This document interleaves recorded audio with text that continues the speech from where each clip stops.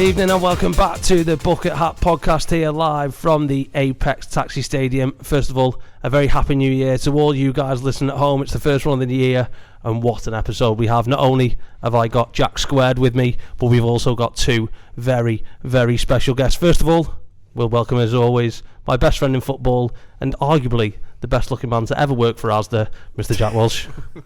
Hi Sam, it's good to be here. It's been a very long time. It has been a very long time. Been here. It's there's been absolutely no football to enjoy, has there really? Yeah, we'll have to talk about FA Cup or something later on because it's been a bit of a white couple of weeks for Runcorn. Definitely. And just next to him is the second member of Jack Squared. It is the one and only Mr. Jack McGorry. Hello, how's it going? I'm good, mate. How are you? I'm not bad. I was just saying, I feel a bit stuffed, to be honest. I've just had a roast dinner. You So just scrounged your face for the roast dinner. Yeah, but anyone listening, I suggest you try this at home. Coca-Cola gammon. Oh. It's Is that left over from Christmas or have you just made it for yourself? You slow cook it in Coca-Cola for 6 hours and the result is, it's a taste sensation, Sam. We don't just bring you football, we bring you cooking advice as well. Cooking corner. If anyone wants any recipes, just DM me on Twitter. Once as always, thank you very much for everyone for joining us at home. Let us know where you are listening from. We always like to find out where in the world you are, just like on a match day. I wonder if Paul's listening today in Dubai or Abu Dhabi or wherever in the planet he is at the moment. But I think it's time we introduce guest number one. So we're going to do something a little bit different because we've got two guests this time. We are going to introduce them with a little round of quick fire questions. You've got me excited. I know who they are. So, guest number one, we are going to get you first of all to say your just before we introduce you. We need to get you nice and close in so all of our wonderful fans can hear your name. So, we've got 10 quick fire questions for you. First of all, guest number one, your name is? Luke Wall. Mr. Luke Wall is your guest number one. We're going to rifle through these nice and quick. Luke, age? 28. Place of birth? 11th 1996. Job away from football? It's called plastic surgeon. It's like a basically high quality repairs and hard services and like spray like UPVC Nice. windows. See, who'd you support? Liverpool. Favourite song? I like all my music, mostly into like DJs, like Calvin Harris, Black Coffee. Oh, nice, Black Coffee. Yeah. Best player you've ever played with? Probably have to say David Raya, Arsenal goalie. Oh, God. That's the biggest one we've had so far. Yeah. Your previous club before here? Bala Town. Biggest club you've played for? Blackburn Rovers. Dream job that isn't a footballer? DJ. Nice. And your best mate in football? Naim. So we are going to go through your career so far, Luke, to start with. We had a little chat before. There's a couple of little bits and bobs that we're going to pick up on in this. But before we do, we are going to bring in guest number two because he's sitting patiently with a lovely smile on his face. So if you want to grab the mic, grab the headphones. I think you'll be able to tell this one as soon as he starts speaking because he's got a very distinctive accent. Guest number two, your name is? Naim Arsan. Naim is here for us. Oh, the lights have gone off and everything. One sec. Oh, Martin will do it. Naim, age? 30. He doesn't look 30. Actually, I tell a lie. 31. 31? Yeah. 31. Place of birth? Wrexham. Job away from football? Scaffolder. Who do you support? Liverpool. Say we can all have a conversation about yesterday now. It's a good table. Favourite song? To be honest, I'm not a massive music fan, to be honest. Probably artist, like I'm listening to a lot of Chris Brown, maybe that's about it. I don't really have Man after my own I heart. thought you were going to say like Catatonia or Tom Jones. Keris Matthews. Best player you've played with? Probably, I'd have to say probably Dave Edwards, probably. Right. Your previous club before here was obviously Bala. Biggest club you played for? Yeah, I'd say so. Yeah. Dream job that isn't a footballer? Oh, that's a good question. Probably barber, to be honest. Yeah. So I cut a little bit of hair on the side now and then. Do you know what? You can see him as a barber, can't you? And your best mate in football? We'll go the same. I'll go with Wally. We've been in a few clubs together. Perfect. Well, Naim will be back to join us in a little bit to talk about his career. But just while we let the lads switch themselves over, We will talk about yesterday's FA Cup game very quickly. Liverpool coming out 4-0 winners against Accrington Stanley, a team who we may or may not talk about in a little bit as well. But yeah, what made me really happy, and we've talked about this before, was the fact that Freddie scored, because he is. I really, really hope that he stays fit and he gets a run of games now. Yeah, he's been a bit hit and miss for Liverpool, hasn't he? As in, literally. I say hit or miss. He's been just gone miss. He's been very miss for Liverpool, hasn't he? He hasn't been on the pitch very much. It was good for him to grab a goal. Good finish as well. It was a good finish. Jaden Dan's again coming on and showing that he's better than Darwin Núñez. Better than Neil Dan's. Well, it's not hard, is it? Well, no, not very. So, Mr. Luke Wall, we're going to go all the way back to. When we had Eden on, we went all the way back to when he first started kicking a ball, because of him being a local lad and everyone knows the teams. But we'll go all the way back to 2015, which is when you signed your first professional contract with Blackburn Rovers. So were you there for a while before that? Yeah, I was there for a couple of years. Probably, I think I signed when I was under 14s. Right. And then, and obviously done a 2-year scholar. Yeah, and then done the year pro contract, yeah. Was there anyone in that class that went on to become a name? Obviously, I mentioned before, David Raya. He's obviously now at Arsenal. He's the only one I can think of who's obviously on that eye. Yeah, unfortunately, he just got knocked out the FA Cup on penalties. So that was a year spent at Blackburn Rovers before you were released, and then joined Liverpool's opponent yesterday, Accrington Stanley.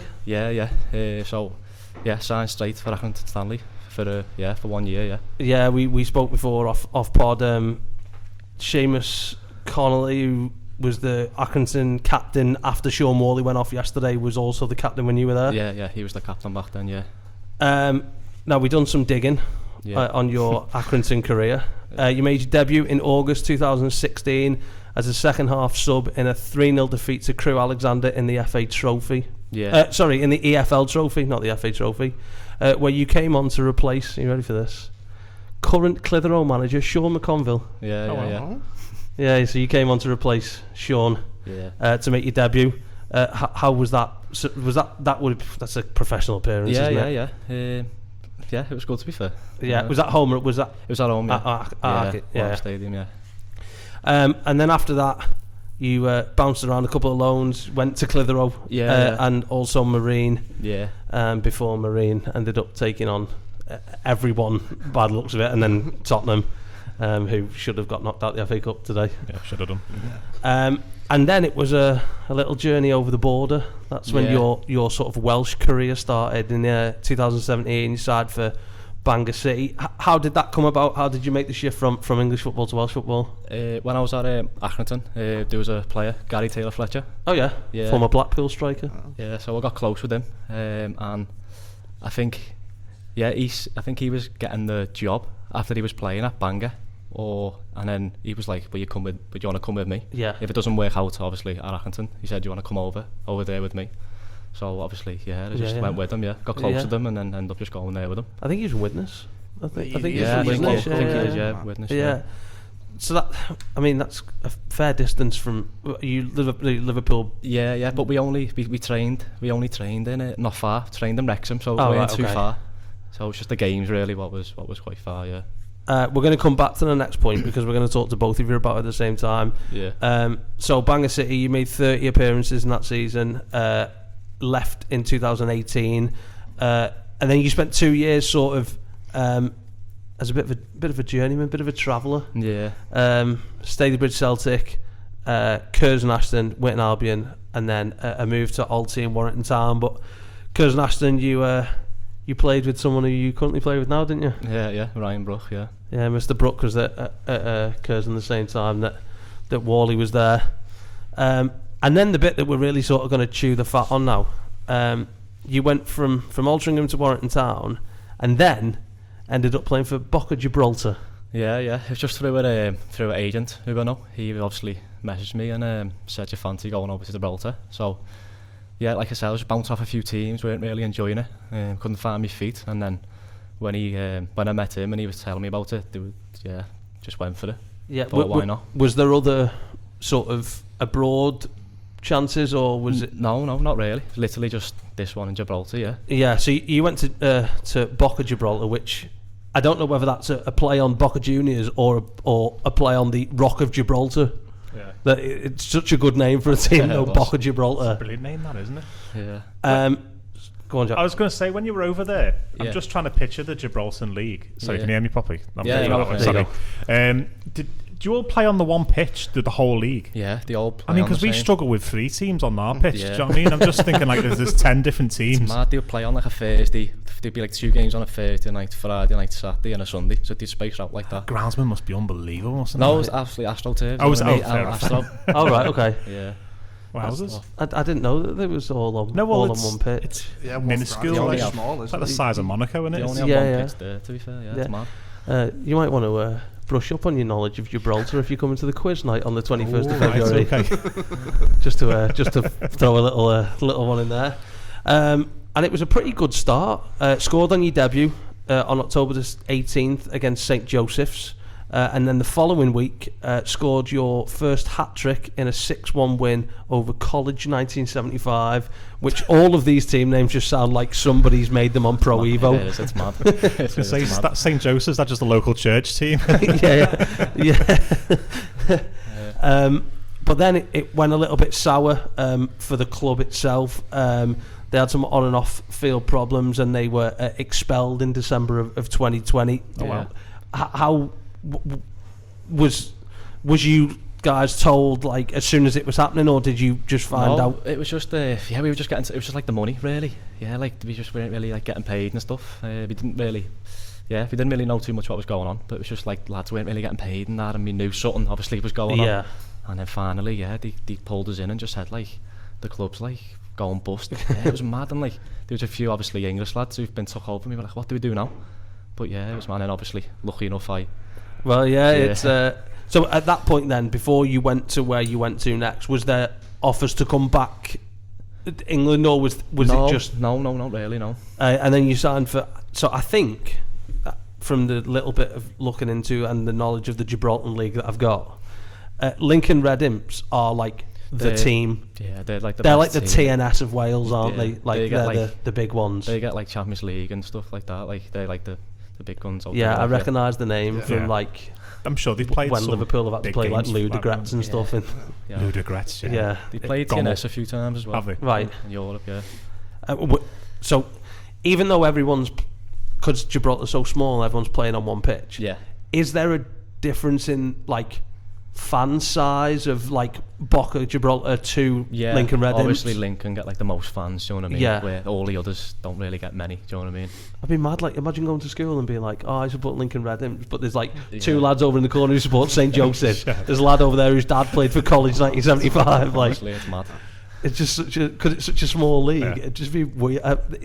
But that part of your career sounds like the beginning of like a Football Manager storyline, doesn't it? Like you've got to go to Gibraltar and stay up, and then I think Danny Higginbotham played over there, didn't he? And I think he played for the national team at one point as well. Yeah, I think if like you played over there for like 4 years, I think you could play for the You national can play team. for national team. Yeah. see, I've always said this: like, Yeah. move somewhere where you can play Yeah. for like a couple of years, and then you can just play for the national team. It'd be Yeah. great. Move to like San Cape Marino. Verde. Yeah, I didn't know this until like I obviously come home that was the case. So Yeah. I would have liked to do that because most of my team for Red Imps they were the national team. Right. Yeah. Okay. So I was playing in that team, but most of them played the national team, so might have had a chance. You know what I mean? Wowzers. Yeah. Yeah, it's crazy. They always seem to be like the rivals of like San Marino, don't they? Like Gibraltar. Gibraltar. It's always like But that was that Liechtenstein. group, wasn't it? It was Liechtenstein, San Yeah. Marino, Gibraltar. yeah. And then it was from Gibraltar to Wales, where you linked up with manager Anthony Kay. Yeah. Joined Bala back then. 47 appearances for Bala, where you played with Anthony and also Naim as well. Yeah. Where did that come from? Was that another agent? No, saying- obviously, I done well when I was at Bangor. So back to the start, I done well. I was at Bangor that year, and then they still used to be in contact with me over the years to come back. And then I know, obviously, the assistant manager, Steve Fisher at Bala. Right. So he was always texting me saying like, "Come back," and then finally, just went back. Nice. Yeah. Nice, yeah, and that's how you met Casey. So the three of you would have all been in that same Bala team, wouldn't you? So the part that we're going to touch on a little bit more, and we're going to talk with Naim about it as well. You did play in a Europa League game against Danish side. I'm going to let you are better with these. Yeah, Lyngby, is it? Lyngby BK, according to Transfer Marge, you came on against them in a Europa League. Was it Europa League? Yeah, Europa League qualifier. Yeah, I did. I'm trying to think who. Don't know whether that was for Bangor though. Oh, that was for Bangor. I think that was for Bangor. Yeah. Right. Okay. The first time That I was was in for Wales. Yeah. I don't think that was for Bala. Yeah, that was for Bangor, that one. But you both played in a qualifier for Bala, I think. Yeah, you did. Yeah, you both played in an a Estonian side, is it? Yeah, UEFA Conference League qualifier. I'm going to absolutely butcher this. Oh now. no, it was an Irish team, Sligo Rovers. Sorry, yeah, that was. Oh, okay. Yeah. And you played in the Estonian one, Naim, right? Right. Right. Okay. Okay. Yeah. So you played Sligo Rovers. Yeah. What's his name? Niall Watson, who's just signed for Hensford. Yeah. I'm sure he would have been at Sligo Rovers at the time. So he's former Runcorn manager and Runcorn legend Liam Watson's son. And I'm sure he would have been in Ireland at the same time. He's just signed for Hensford this week. I've seen that.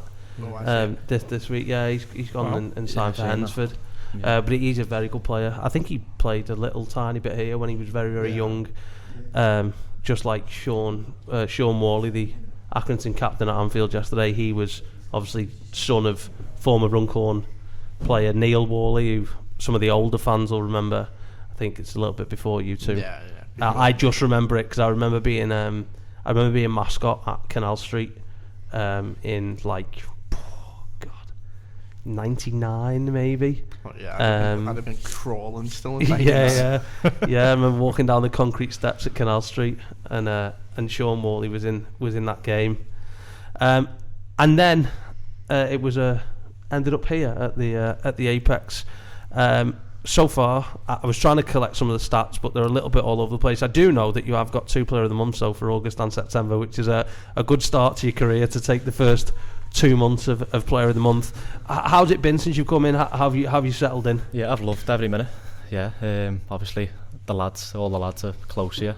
So yeah, found that good. And obviously I know Casey, so obviously so I've enjoyed it. Yeah, and were you part of him coming in? Did you have a little word in? Yeah, obviously. I speak to Casey all the time, and we used to talk about plays and stuff, and then got in contact with him. Yeah. Before you came here, did you know much about Runcorn? We a couple of the players that we've had on that have come. We always ask what was your outside knowledge of Runcorn anyway? Yeah, well, I know a few of the players anyway. Jack, Shorty, I know a few. So yeah, I always look at the scores and stuff, and so I knew a bit about the club anyway. Yeah. So obviously there's a very, especially with all the local sides, there's a lot of Scouse links to everyone. Yeah. I mean, Jack Welsh pretty much knows anyone who's ever been even just into Liverpool. You don't have to be from, but he just knows everyone. It's always been the way with the club, though, isn't it? The Scouse of the team, the better we do. It's usually the case. Yeah, the more Scousers we've got, I remember watching. I went on it was an unintentional scouting mission a couple of years ago, and watched one of Naim's former sides, Clifford Druids, against Porthmadog, and they had a lad up front, Adam Stevens, who was flying. And I came back here and I remember saying to Billy, you need to get on him because he scored him. I went to school then. Yeah. Because I was talking to Morgs when Morgs was here, and he said he knew of Adam Stevens as well. Yeah. I'm going to ask Naim the same question as well in a minute. Do you think because obviously all the teams you've played for in Wales have all been Welsh Prem sides, and a lot of people talk about the ability of the Welsh Prem compared to the English sort of pyramid, and I've had a very brief chat with Carlo about it from his time. Is there a big gulf? Is it not as much as you think, or is it a very similar kind of level? As in what? As in the Welsh to this level now? I just don't know. It's hard to say really. Just reckon it's more physical. I think the Welsh League's more like physical. Right. Okay. But and I suppose with the Welsh League as well, everyone's chasing one team, aren't they? Yeah. Really. Yeah. If it's not TNS, it's no one really. Yeah, and I suppose with the amount of money and backing and fans and the fact that they're like pretty much a Champions League team every single year. Yeah. are you going into the league every year going, we can win it, or are we going finishing second is a win? Well, yeah, but obviously it's what is it? Second and third still get Europe, don't you? So you're really going for like top 3, really, or playoffs. Well, yeah. Or third or fourth playoff? So yeah. It must be weird. It'd be like, I mean, I suppose it's a little bit like when Macclesfield were in this division, that everyone sort of knew they were going to come in and everyone was going to be chasing them, really. It must be weird to just sort of change your mentality to go, well, actually, we're in a league of 12, but we're actually only in a league of 11, really. I think the Kimmy Premier splits now, doesn't it? So the top 6, well, obviously the first spot of the Champions League go into the Champions League playoffs, but I think the others qualify for Europe, don't they, somewhere down the line, and then the bottom 6 they fight for relegation, don't they? Is that right? Yeah. That's a playoff now. But if you come 6th, though, I think you guarantee playoffs in the bottom half if you come 6th. Yeah. You've got to finish top of the bottom half of the table. Right. So obviously 7th place to be able to qualify to get in the playoffs as well. Right. Okay. Wow. Okay. Yeah. There you go. I think that's why some teams have qualified for Europe. Like, is it like Penny Bont and teams like that, haven't they recently? Yeah.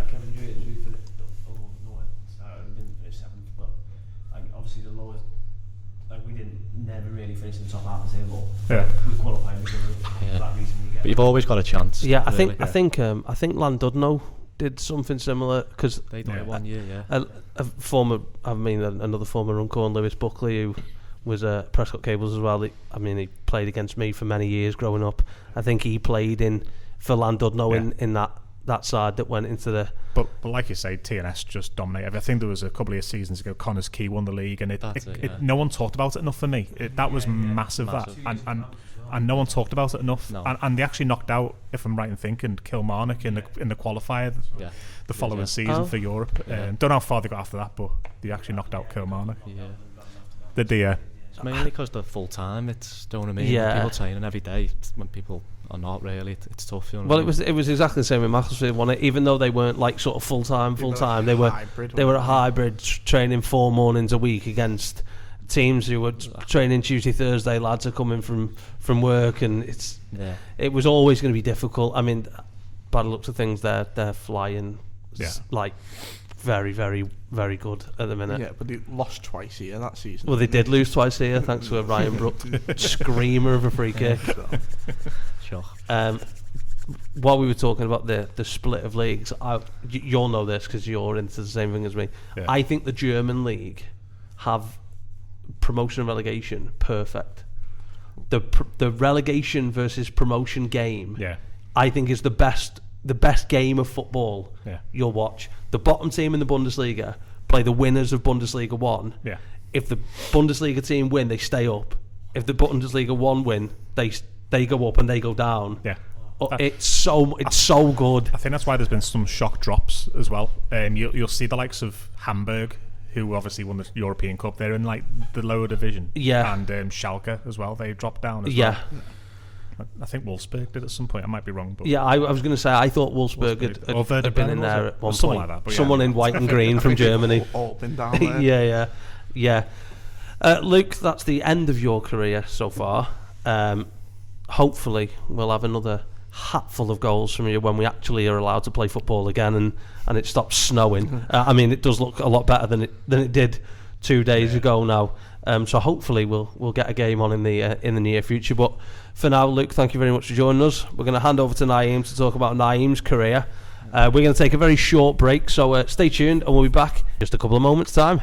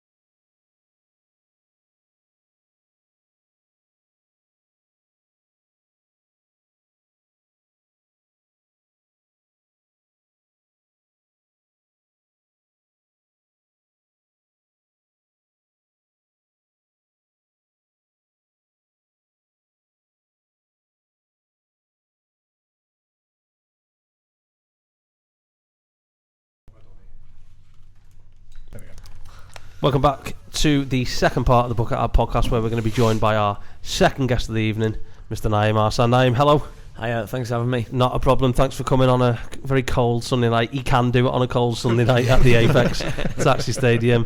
So just like we've done with Wally, we're going to go through your career, and a lot of your career has been over the border in Wales. So we're going to go off again off Wikipedia, because that's how we get all of our reliable information. Yep. 2012 was your first sort of appearance on the scene, where you did play for the Welsh champions TNS. Is that? Yeah, that's right. That's right. Yeah. Yeah, I done a college scheme there, so just like 3 years doing sports science, and then well, not sports science, but like a diploma in sport, and obviously getting the chance to play football as well at the same time. So would that have just been like a TNS college, or did you get to train alongside the first team and stuff? I did train with the first team in my third year a little bit, just obviously to try and get that obviously pro contract, but yeah, unfortunately that didn't come. Yeah, and then you left in 2014. Signed for, I believe, Wrexham, Penny Kai. Yeah, it's just like a local team, but like next village to where I live, so right, okay. I knew a lot of the lads there and that. So yeah, where is that village? Where do you live? Rhuaben. Right, okay. So it's just outside Wrexham. Yeah. I like to get Wrexham references in, because I work in Clyde now, so I like to think that I work in Wrexham, but I don't. Clyde's nice. Oh, you want that big industrial estate, are you? Yeah. Next to the Aldi. Next to the nice new Aldi. Oh, very good. And then in 2015, you joined Conway for a season. And then after that, it was pretty much the bulk of your Welsh career at Clifford Druids, where you made 140 appearances for Clifford Druids. Now, that was where you played a little bit of European football, from what we were talking about before. What stage was that? Was that Europa League or Conference League at the time? That was Europa League at the time, because there was no such thing as Conference League back then. But yeah, this same like a little bit. It was just like a little village close to me. We played obviously in the Welsh Prem. Well, tell the truth, they were the league below when I first joined, and I think it was my first year there. We actually finished second. But the team that finished top couldn't get promoted because of their facilities. Right. So we ended up getting promoted then, and then obviously staying in the Welsh Prem then for about 7 or 8 years. Yeah, I think are they down in the Welsh One now, or are they still in the Welsh Prem? Yeah, well, a lot of things have happened there. And that was the only reason that I left, to be honest, as well. But they had to completely fold, and then they've, like, as they say, rejoined and had to start from the very bottom again. Yeah, so I was talking to my best mate before the show today, Jack, and Jack Walsh knows him because he was one of our co-commentators on Bucket Hat FM for a little bit. But my best mate Luke Jones we were talking before, we think you two just missed each other. So he left Clifford Druids halfway through 2015. But he wanted to check who was the manager at Druids when you signed for Druids. Do you remember? Yeah, Hugh Griffiths. Right. Okay. So yeah, you just missed each other then, because I think he said it was Herbie was the manager. Once Herbie left, I think there was one player I think that left. Right. That stayed there from that squad. So they obviously had a brand new squad then when Hugh went back there. Yeah. During that spell as well, you made your debut for Wales C. In March 2018, where you played against England C. Yeah. What was that? Where did that come from? Did you just get a phone call saying you've been picked for Wales? Yeah, well, it was quite funny actually, to be honest with you. So obviously there was a talk of obviously the Wales C starting up the first time. This was the first squad that they were going to try it, and I had a phone call of a real like South Walian accent on it. Obviously I played futsal, and I used to play a lot down south, obviously with Wales, so all the lads, and I just thought, one of the lads are ringing me, pranking me, and just like I had a bloke on the phone, and he was just like, obviously want you to come and play for the Wales C, and I was like, nah, I don't believe you, and I was just laughing at him on the phone, and I just put the phone down on him, and then I was like, I don't know if that's real or not, so I went back. Obviously I rang my manager at Kevin Druids at the time, and he was like, yeah, he said, it is real. I was like, oh no, he said. So I had to explain to him what I'd done then, and then Oh, it was a nightmare. Yeah, and this is the epitome of the small world. So in 2018, when Naim made his debut for Wales C, we were just talking about before, in that same game for England C, right, my fiancée Lauren's cousin also made his debut for England C in the same game. Mitch Pinnock. Yeah, he plays for Northampton Town now in League One, but in that same game, Mitch made his debut in the same one that Naim made his debut. So there was a very big chunk of your career at Clever Druids, and then you signed for Newtown in 2021. Yeah. Was that just that someone came in for you and you went? Yeah, that's it. Yeah, they came in for me, and obviously what was happening at the club at the time, I just thought it was probably the best time to get out, really. So, and then from there, it was the first link up with Wall and Kay at Bala. Was that again just Bala had seen you at Newtown and wanted you to come in? Yeah, exactly the same. Yeah, they just obviously because it's quite close to the Welsh League. Everyone knows everybody. Obviously, you get people they tend to just chop and change around the clubs in the Welsh Premier rather than going like obviously this is my first time in England, but usually everyone tends to stick around and just stay in the Welsh League, so everybody gets to know who everybody is. So that's how so many moves happen. Yeah, we've had a couple from the Welsh League, haven't we? Obviously the most noticeable one was probably Alex Downs, who I believe from what I was looking at before, I think is now at Bala. Yeah, well he joined, I played with him there. Okay. So obviously his first year there was my last. Right, okay, yeah, because he left here, and I think that he either went straight to Colwyn Bay, or he went to Boddle Widden, just like a local side, and played there. But Alex was part of the first year under Cal, wasn't he? Yeah, he was a really good player, and then went on to be an even better player at Colwyn Bay. His scoring ability at Colwyn Bay was ridiculous. He played centre back here. He was on the end of, I mean, what was probably the worst incident I've seen on a football pitch. Yeah, the liver's edge injury. in a very, very long time. It was. Showed me a photo of that. Yeah, really bad. He caught a really bad elbow from John Walton in the liver's edge striker, and was like there was a considerable amount of time that the ambulance was here, and like it was a really nasty and John Walton said he didn't touch him, and Alex lost like 3 teeth and like broke his eye socket, and that it was a really bad tackle. And then I think you'd gone at this point. I think you'd gone to come here before then you went to play in the Europa Conference League. So you'd left Bala at this point. You left to come here. Yeah. At the end of the season, yeah. Yeah. And then you played against Estonian side. I'm going to absolutely butcher this now. Piad Limaskin. That's what I'm going to... It's like Pied Lemon Scode or something like that. Yeah, we couldn't really pronounce it either. Yeah. So that was a 2-legger. So did you go to Estonia for that's right. Was it the first leg or the second leg in Estonia? The second leg. Right. But that was cold. It was actually nice, when we were right on the beachfront as well. It was actually surprisingly really nice place. Was it? Yeah. I've always wanted to go to Tallinn. It's supposed to be beautiful, the capital. Yeah. Slash, he's just been. Oh really? Yeah, he just went a couple of weeks ago. Did you do a 2-legger? Did you go to Denmark to play Linsby? At Bangor. Yeah. I think the second one was in Denmark as well. Yeah. The question I wanted to ask both of you, I'll go to Naim first, just because he's closer.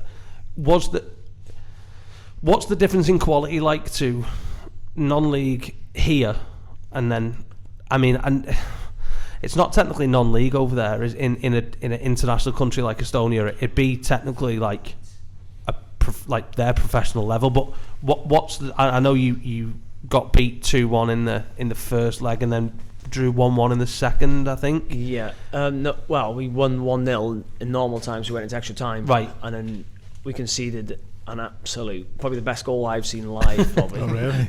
In the last kick of the game. Was this in Estonia? So yeah. It wasn't Ragnar Klavan, was it? No, I can't think of the lad's name now. Remember they had one lad there. He just played. He's only young, I think he was 16. He was best player on the pitch. And the day we were coming home from Estonia, they just put out there that he's just signed for FC Cologne. Wow! Oh wow! So they agreed a contract by it because I think their season alternates like the German league. So when there's when the German league's playing, they're not. Do you know what I mean? Yeah, I think a summer or winter league or whatever. Yeah.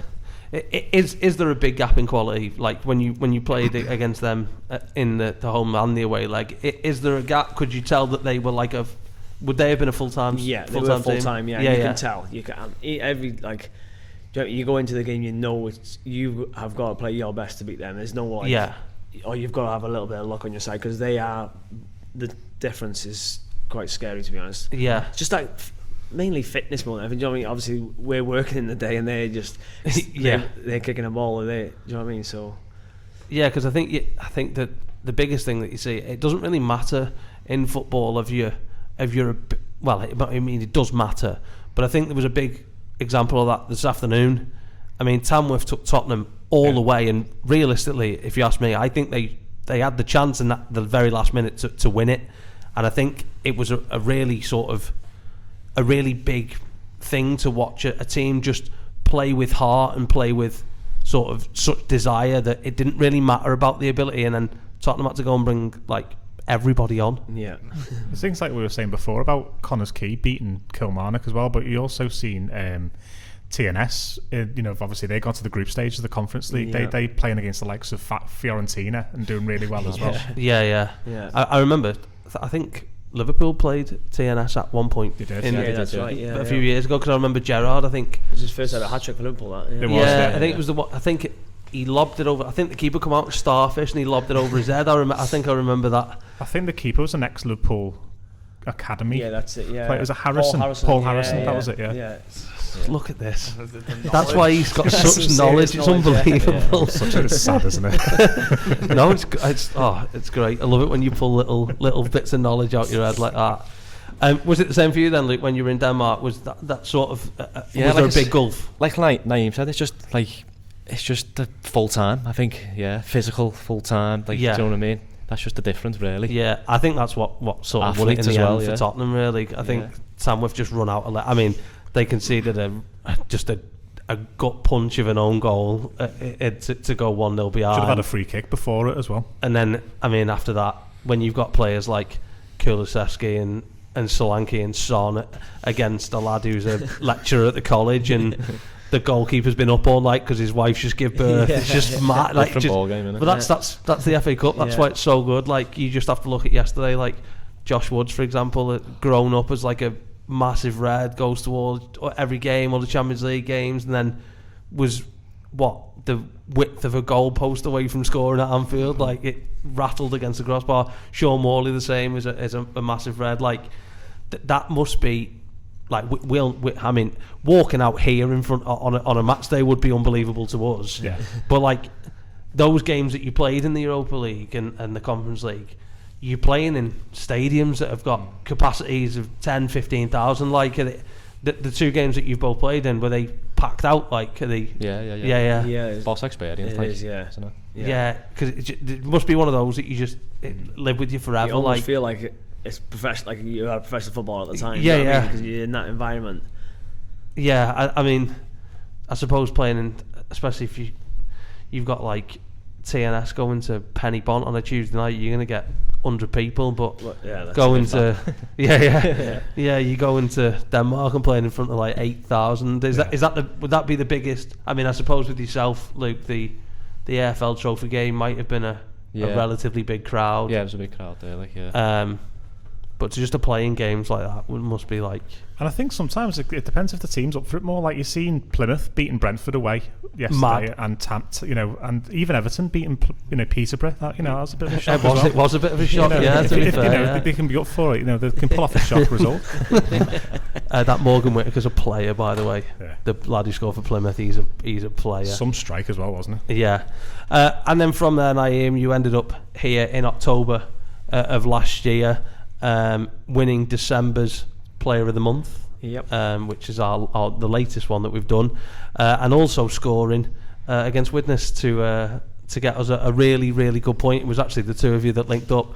I watched the goal back, your part in the goal. I watched back 15 times in slow motion because I don't know what you did. I was like staring at the screen, zoomed in slow mo, and I couldn't work out I didn't know what pattern your feet had gone in or anything. You were just there, and then you weren't, and he didn't know where you were.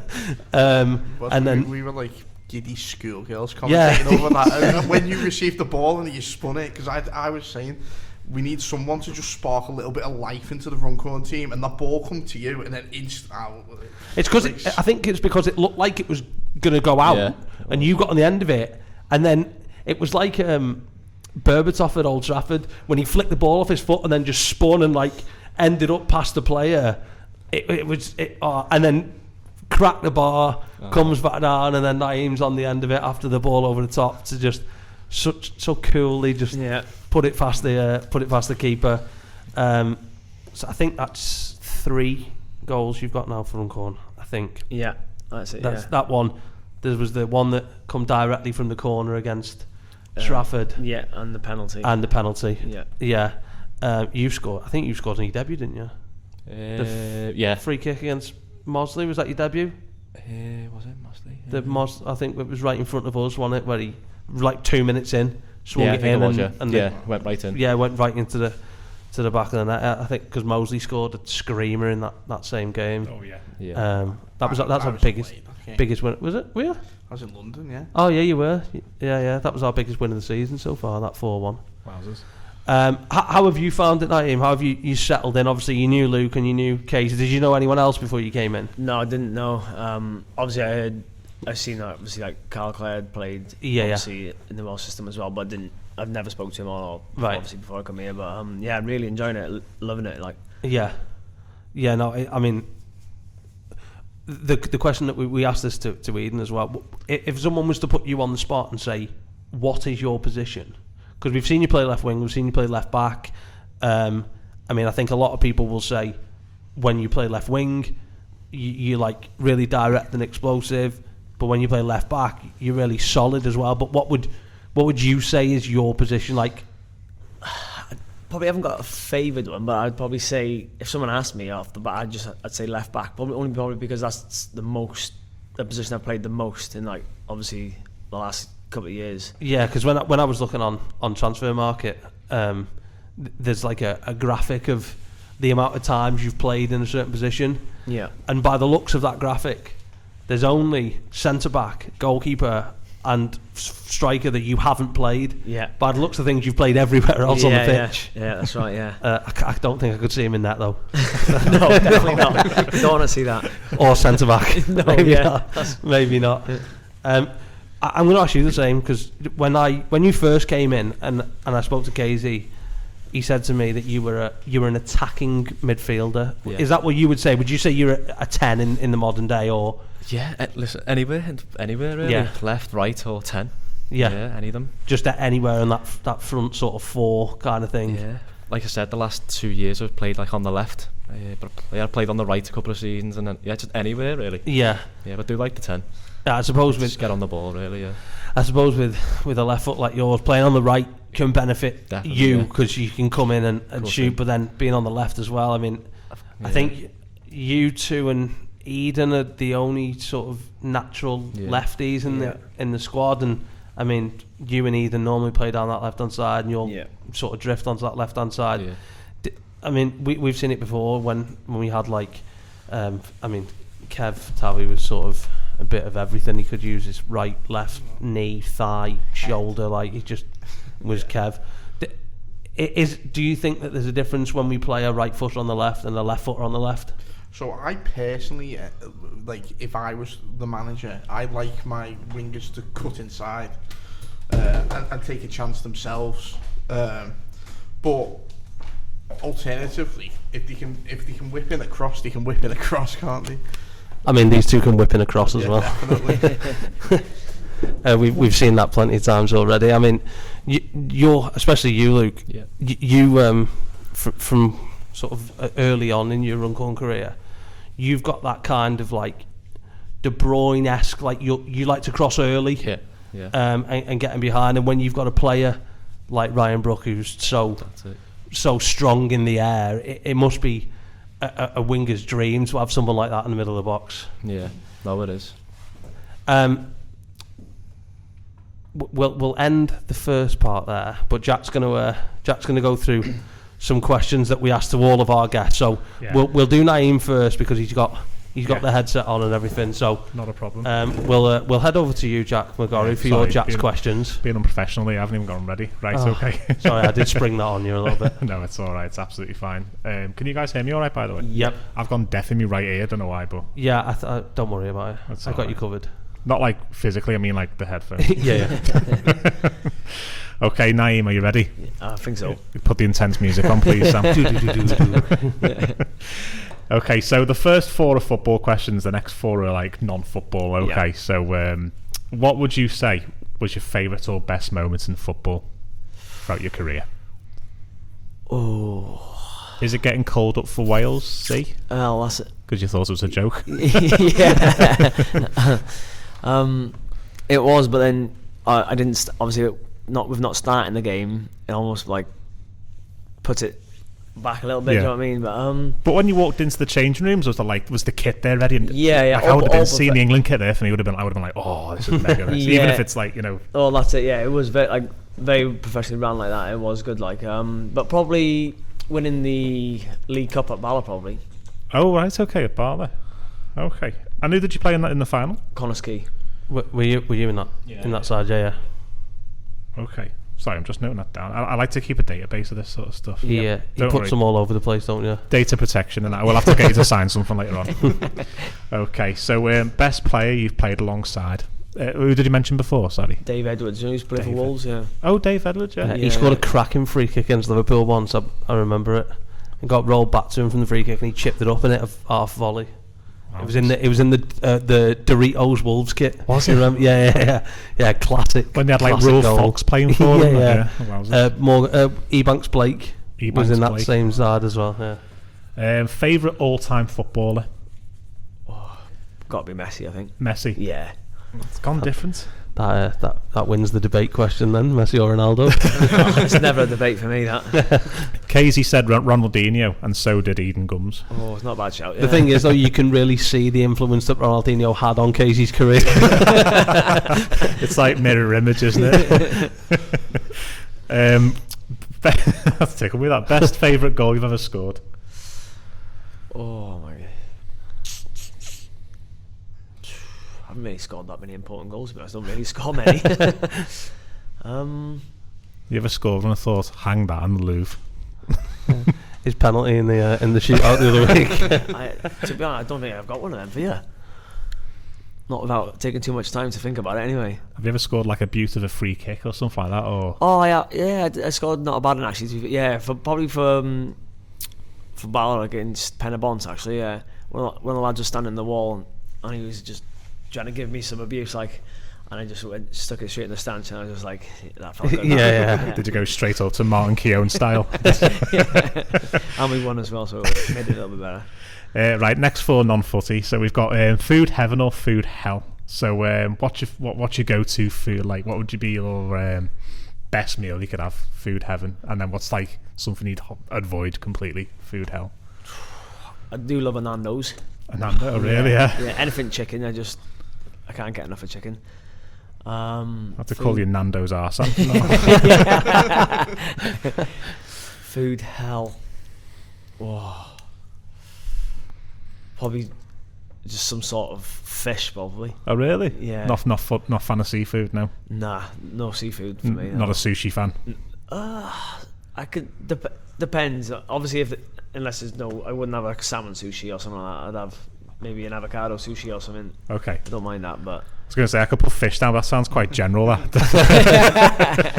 How high up the spice bar are you at Nando's? Hot. Oh yeah.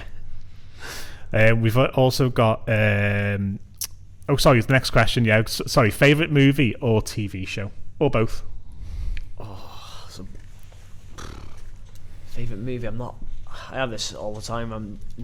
People name me movies. Oh, who's this? Have you watched this? I'm like, no. They're like, what have you been doing? What do you watch?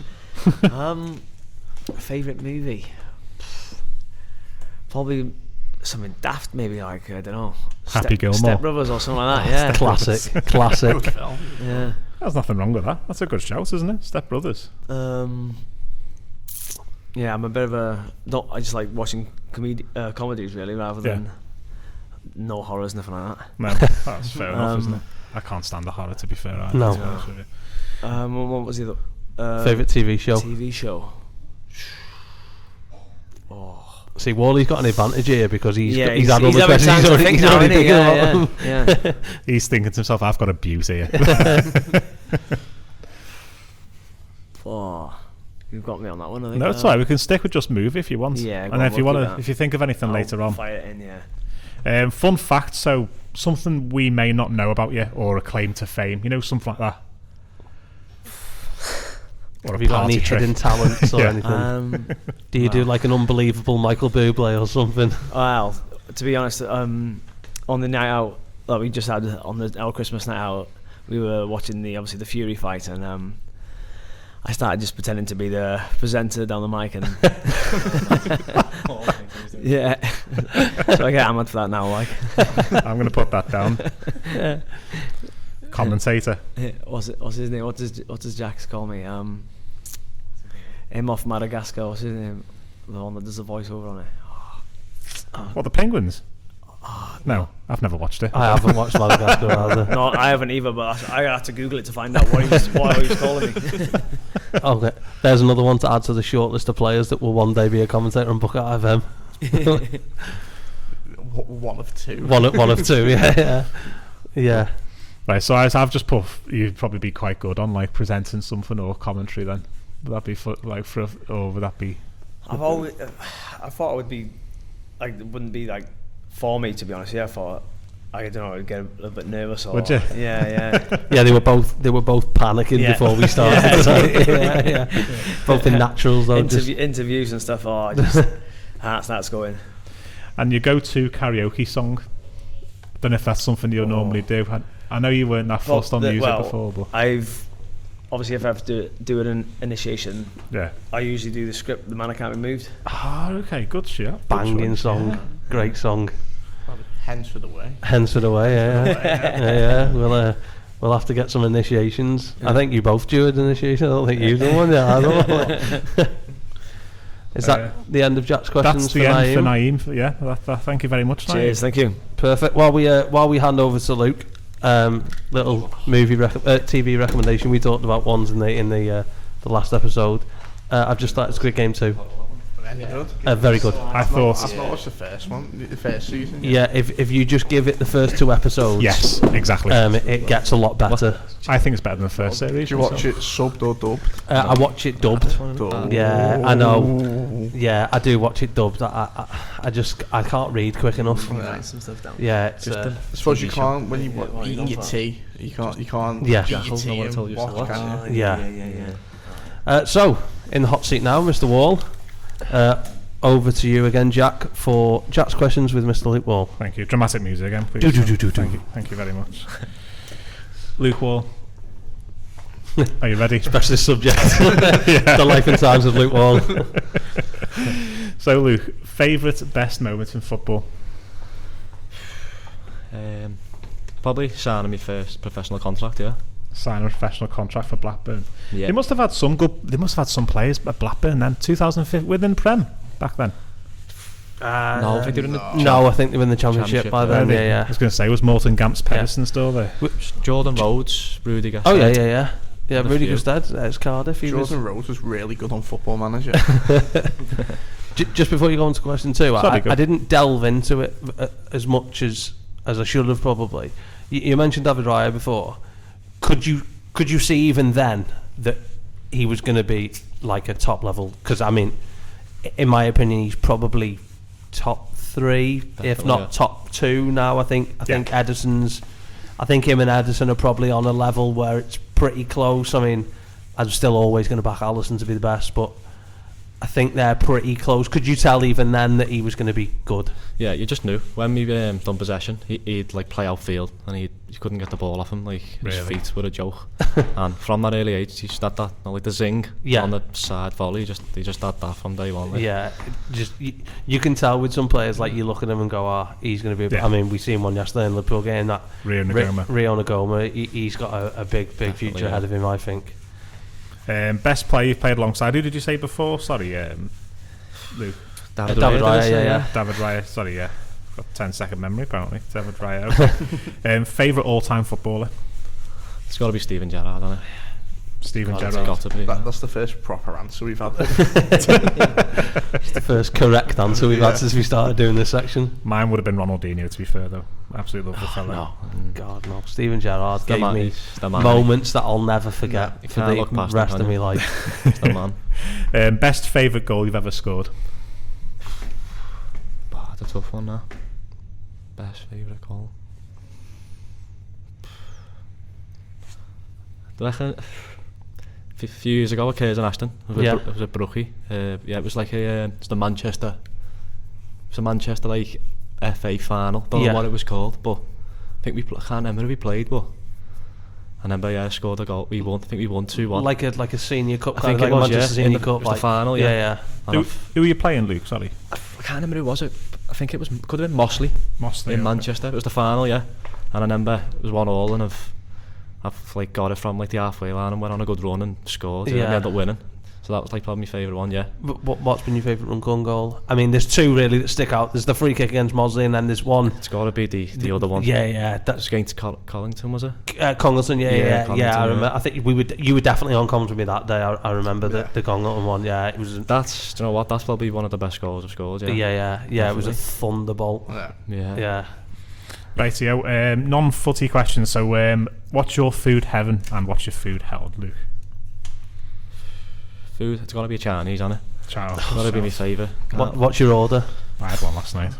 It's got to be salt and pepper chicken, hasn't it? Classic. It's got to be the classic. Salt and pepper prawn, everything, curry, rice, just everything. Saturday night treat.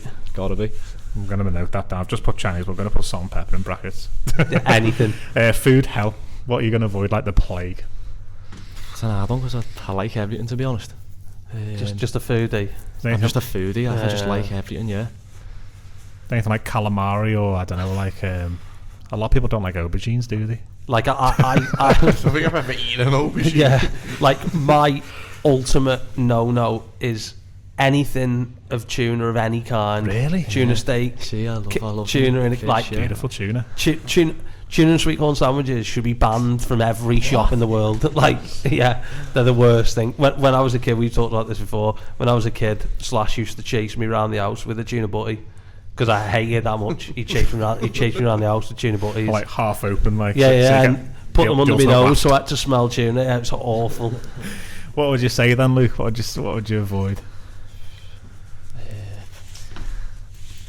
If you had to say it, it'd be like Mexican. If I had to, because everything else. That's top of my list. Mexican's probably my favourite cuisine. I like everything, but if I'd have to say Mexican. I don't mind Mexican, but my mate who's a chef, Connor,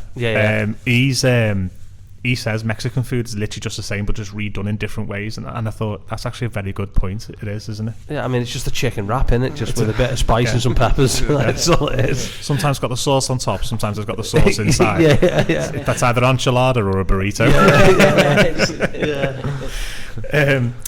What have we got here? So favourite movie or TV show, Luke, or both? I've been watching one recently. Is it The Day of the Jackal? Eddie Redmayne. I haven't watched it yet, but I believe it's good. Yeah, just stuff like that really. I've seen Love/Hate. No.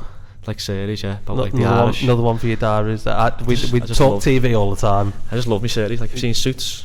Yeah. I've got one actually. Just literally. Top Boy, wasn't it? Top Boy. Yeah. Is that a TV show name? It's like series, I'm writing that down for your TV show. It's Ashley Walters. Can go as that. Ashley Walters plays Top Boy. Didn't some big American celebrity or some fund the series 2 and 3 of it? I can't think of it. Oh really? It's like a rapper or someone like that. That Top Boy. Because the first one was set. MC Hammer. Like it's set in London, isn't it? Yeah. But the second series and stuff, it was funded by I think the first series was called like Top Boy Summer House or something. That's the one. And then series 2 and 3 are like it's some big. I'll have to have a look. Yeah, you'll have a look in the break. Yeah. What else we got? Sorry. Ashley Walters is in. Sorry, Ashley Walters is in the new Harlem Corbin series on Netflix. If you haven't watched it, it's called Missing You. Yeah, I've seen it. Fantastic. Do you think? Yeah, fantastic. I enjoyed every minute of it. Yeah, it was really, really good. I thought the ending was pretty poor. Yeah, it wasn't as good as Film Me Once. If anyone hasn't seen that, with Michelle Keane, that was. I haven't seen that either. Yeah, Naeem's got so much to do this week. He's got so much telly to watch. Have you got a movie for us, Luke? What would you say? What your favourite movies are? There's loads, isn't there? But off the top of my head, I'd have to say, see Molly's Game. Molly's Game, never seen it. About the poker. No. I'm gonna have to look this up add now. that one to my list. Molly's Game, yeah. She takes poker games, but obviously she's not allowed, is she? But loads of stuff happen. It's good. Yeah, no, I'll look at that one. Interested actually on that one. I like stuff like that. It's a very good film. Have you got any fun facts? Something we may not know or claim to fames? Scored a penalty against David Raya. Got nutmegged by David Raya. yeah. I know, it's a tough one, that, isn't it? Any hidden talents? Hidden talents? Are you like a Chris Brown pop and locker? Can you dance? Not really. Stiff, to be honest. Like Eden Gum said, he got asked to stay in America when he was obviously over there playing footy, but not to play footy, but to do MMA. Oh yeah, he did. Yeah. Looks a bit like an MMA fighter. He does. He does. He thinks he's an MMA fighter as well. I don't know. That's a tough one. Can't think off the top of my head, to be honest. If you think of one, let us know, Luke. I will. And then, if you got a go-to karaoke song, what would it be? Off the top of my head, just probably Saturday Night. Wigfield. Wigfield. Yeah. No. Wow. Wow. Really? I wasn't. I've never heard anyone sing that on karaoke before in my life. Yeah. That's just off the top of my head. It would be a belter though. That coach is going to be fun. That'd get the room going. That. Yeah. God. I know you said you're into DJs. I thought you were going to say something like Ultra Peep, Pretty Green Eyes, or even something worse like Blackout Crew, or Donk on it. Listen, that's just off the top of my head. Do you know what I mean? I thought Naeem was going to say Goldie Looking Chain. Oh yeah, remember that. Guns don't kill people, rappers do. Well, lovely. That's Jack's questions over for another podcast. Thank you very much, Luke. Of Jack's questions done. Lads, we're going to let you go. We're not going to take up too much of your Sunday evening. It's been a real pleasure to I think it's been great for everyone at home to sort of learn a little bit more about you two. We haven't had a chance to sort of speak to you since she's both come in. So very, very big thank you for giving up your Sunday night. Thank you from all of us, all the fans, and we wish you the best of luck for 2025. Cheers, thank you very much. Cheers for having us. No worries, thanks a lot. We're going to take a short break while we say goodbye to these two, and then we'll be back in just a couple of minutes to talk about 2024 as a whole for Runcorn. Join us in a couple of minutes on the Bucket Out Podcast.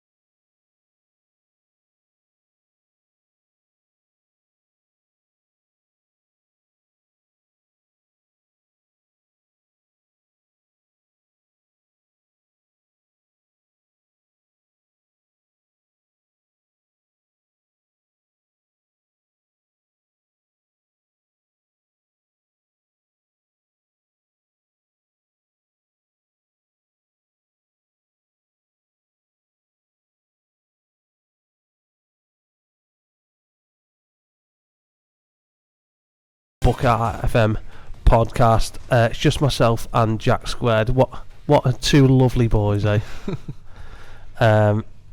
Luke and Naim, first time we've heard from them. Another interesting episode, Jack. Yeah, two good lads, weren't they? Opened up. It's always nice to when it's the new lads who haven't been here too long to get to know them, isn't it? Obviously we know everyone else. Yeah, we know them. Yeah. You know, they're all boring now. It's good to have the two new lads, and you know it's good to learn and have the listeners learn a little bit about them as well. Yeah, I'd like the listeners to put in the chat who would be your dream guest. Who do you want us to get on next? And we'll see what we can do.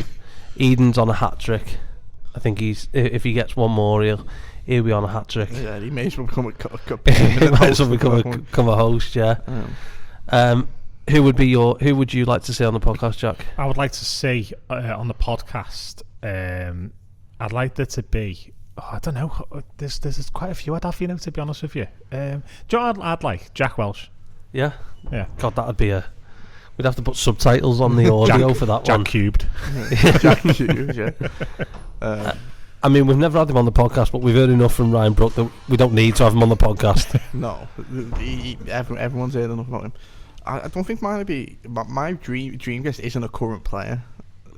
My dream Matty guest is, Atherton. and you know him, my dream guest is Matty Atherton. Even I know that now.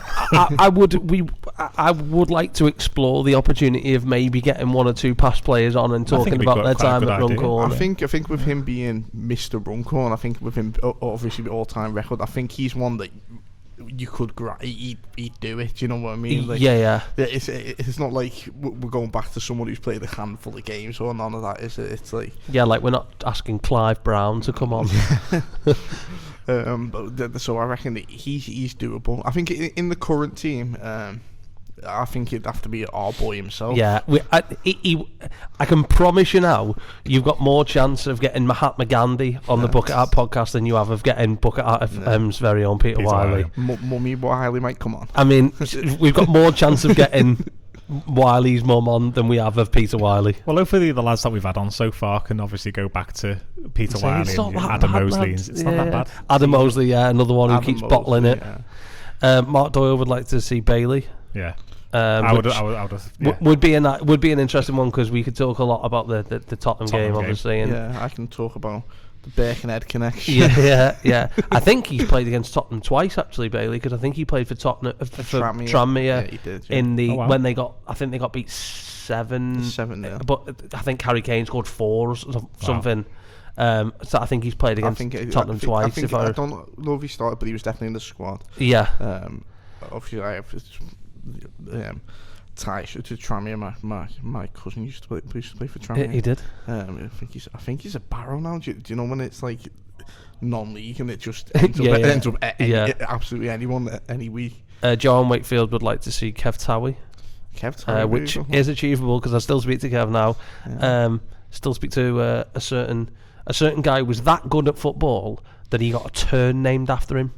Yeah. It's not Johan Cruyff. It's not Johan Cruyff. He was better than Johan Cruyff, and he got the Rob White turn named after him because it was just what he did. He was very good football. He's just become a dad again. Rob the other day, I spoke to him. Yeah. I think Will Saxon would have been a good one to have on. We really did try before he went. It would have been a really good one to get Will on, but just the timings and stuff before he left, and I mean, it would have been really nice to have spoke to him before he went. We are going to try and get Stoke Squared on at some point. So we'll have Stoke Squared and Jack Squared, and we'll try and get Harvey on, and maybe we can get like Will Saxon on, like, what's it called? Is it Zoom or something? Zoom. Yeah. Maybe that'd be nice. Whilst he's riding a llama in Peru. John Wakefield said Doyley as well. Wouldn't mind seeing Doyley. Luke Jones would like to see David Moyes, and we could give him our tactical analysis of how Everton are going to be playing us next year. Yeah. And my fiance, who's listening at home, Lauren, wants Ron. And that is achievable. We could get Ron on. We could get Ron on. No one knows what Ron sounds like. Yeah, he is only over there. He is over there. He's here for every episode. We'll just get him on a mic. Yeah. We'll have to get him on. But yeah, we're really trying for Peter. But I mean, I feel like he should. He's our player. Yeah. He should. He owes us. He does. We own him. Yeah. We own him. If he's not going to give us a goal, he can give us a podcast. Yeah. What would you rather? I want Peter Wiley to score the goal that sends Runcorn up. That's my dream. Just to score? No, it's got to be. I'd love him to have a shot. A shot would be nice. Do you know what though? He recently the balls he's been playing have been beautiful. It's like watching prime Steven Gerrard. Now if he can just convert it to prime Steven Gerrard shooting ability against West Ham at the Millennium Stadium, that'd be great. Yeah, do you know, like honestly, and I can promise all the fans this: if Peter Wiley scores at the Apex, we will be jumping down from the gantry. Yeah, we'll be in the pylon with the players. It'll be like Sunderland RCA all over again, like when Mark Orton scored a last-minute winner to send us through in the FA Cup. I can see it being a screamer. You know, like when you always wait for a footballer to score and they never score, and the first goal most of the time is an absolute worldie. Yeah. I can just see that with. Well, it's like when Jamie Carragher had that chance against QPR in his final game, and he hit it from about 40 yards and smacked the post, and everyone was like, "Oh." So the next section of the show, lads, we're going to talk a little bit about Runcorn's sort of 2024 as a whole, a little bit more about this season itself. But I feel like there's only sort of one place to start, and that was the end of the 2023-24 season. Ended in what could be one of the most disappointing nights in sort of the time that we've been following Runcorn, especially Jack. Yeah, it's one of them games that, like, when you look back on, it's just like losing to Marine was tough. Yeah. But we were underdogs. We shouldn't have been there. It felt like, sorry, we should have been there because we fully deserved to be there. But at the start of the season, if you'd have said playoff final, I'd have laughed at you. So that hurt. Don't get me wrong. I still sat in the stand for 20 minutes after the game on my own. But that hurt. Workington again hurt because we looked brilliant to begin with. I thought Workington was the one. We looked really good against Workington, and then I think we just fell apart towards into extra time. But I think the when City Liverpool come here, semi-final, sell-out, we went into that game as the team who finished second, and we went into that a game where I think on paper, a lot of the league, if you were another team in the league, another fan of another team in the league, and you were looking at that game, you were expecting Runcorn Prescott final. Yeah. I think there was no about that, and that's no disrespect to City Liverpool, and it's no disrespect to Bootle either.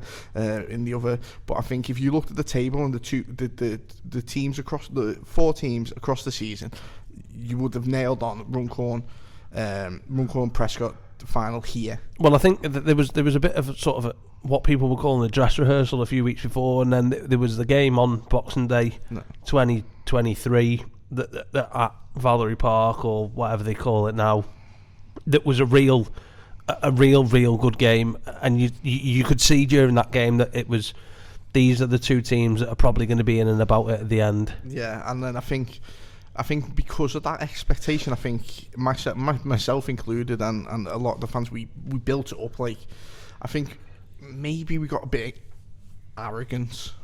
I think that might be it. I think we got a little bit arrogant when we thought we deserved to be in this final. We deserved to be in the final, and it fell apart, didn't it? It really did on the day. We just, like, we could have been playing to now, and I still don't think we'd have scored a goal. Like, it was such a heartbreaking game, and I think a lot of people, myself included, were very frustrated with it. I went on the most famous of my rants. It's up there with the Macclesfield rant. Yeah, it was. It was, you know, because I was so frustrated, and it's because as a football fan, you put a lot of your happiness, a lot of what you look forward in the week is that football game at the weekend, that game, and when everything in your life's going wrong, and the football's like that last glimmer of hope. And I think after that game, I think I lost it, as everyone know. I've had my telling off, so I'm on my final warning. But it was just heartbreaking. I think it is because we built it up to.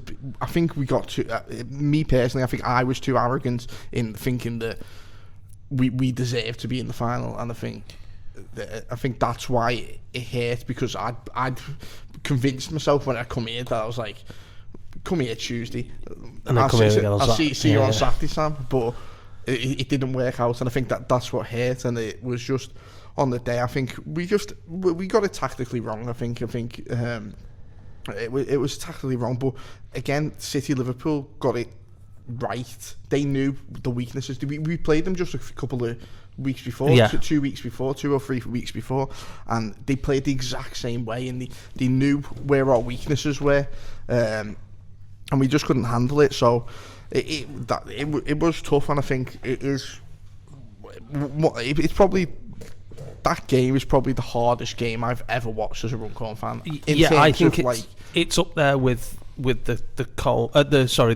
Padium night. That was sort of probably, I think that's my most difficult night of sort of watching Runcorn. Obviously, me and you were on comms the night for City Liverpool. Jack, you weren't part of the media team at that point. I was. Oh, were you? Yeah.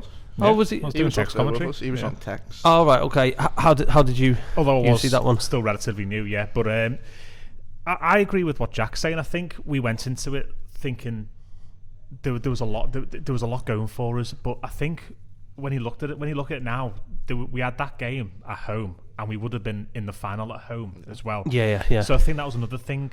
I think it was just like 2 home games on the bounce sort of thing. But in all fairness to Liverpool, they just played us off the park. But I think after the first half, we all just sort of looked as if like, is this actually happening? Yeah. And we couldn't see a way out of it. And halfway through the second half, we just thought, this is it. We didn't even look like scoring. Yeah. And then summer came and went, and the new era started at Runcorn as Anthony Kay took over, and it was a really difficult start for Casey. I mean, you look at sort of what happened. We didn't get a win until the 31st of August when Wally scored that screamer to beat Congleton. But I think especially throughout August we had a couple of really big injuries. We lost Lewis Doyle in week 2, and that was a real sort of hit for us. We lost a couple of other players at the time, and I think it was a real sort of wake-up call for not only Runcorn, but I think for Casey himself as his first time as a manager. Yeah, I think.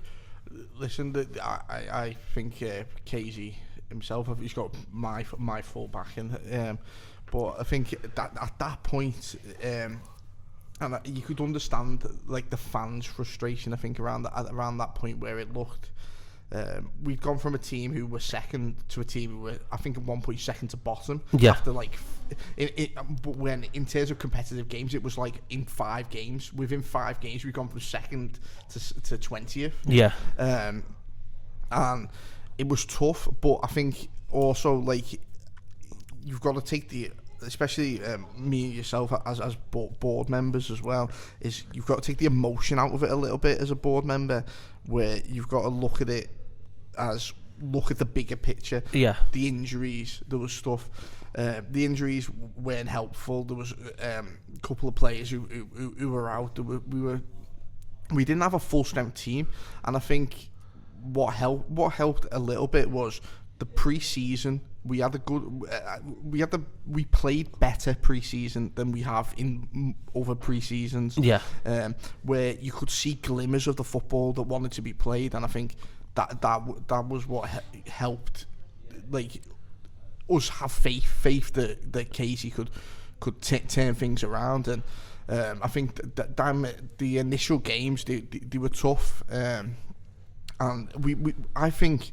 Looking back on them, because that was still the point when I was still vlogging the game. Yeah. When I look back on them games, there's so many moments in them games where something little lost us the game. The opening game of the season, we had a goal wrongly ruled for offside. We should have. That James Hooper goal was 100% onside. Yeah. That's 3 points that turned into one. There was a couple of results around the beginning where it was just silly mistakes as well. And hindsight's a wonderful thing, but if you look back now, that's Widnes are now top of the league, flying in the league. We've played them twice now, took 2 points. No. 2-2 draw, second game of the season, and then the point just before Christmas. In the context of things, that's two good points. Yeah. They're a good side to take points off. I think it was more that we played Wythenshawe Town here on the Saturday, and then went back on the replay on the FA Cup and sort of just sort of fell away a little bit in that game to Taylor Bowen scoring there. And then probably it will probably go down as the worst game of the season so far, and the game where we somehow scored 7 goals and lost 6-2 to Hensford, because it was just such a strange game. We were on comms that day, and it was just a strange game to watch. Yeah, it was. That Hensford game was horrible because at half time, 1-0 up, we discussed at half time. We were like, we're playing really well. That first half against Hensford was one of our best performances of the season.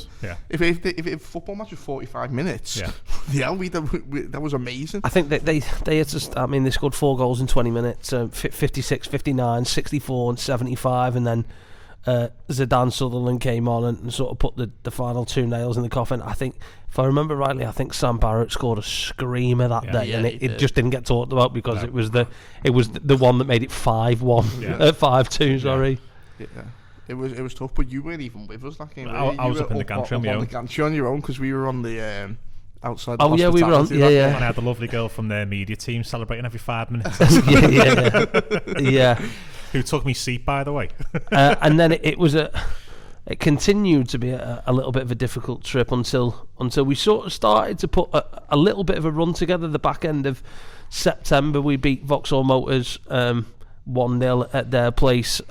Unfortunately, though, another curse of the injury as we lost Ryan Brook for 10 weeks. It turned out to be after that collarbone break of his. But then we beat Vauxhalls, then we beat Mosley here in what was so far probably the best game of the season in terms of entertainment.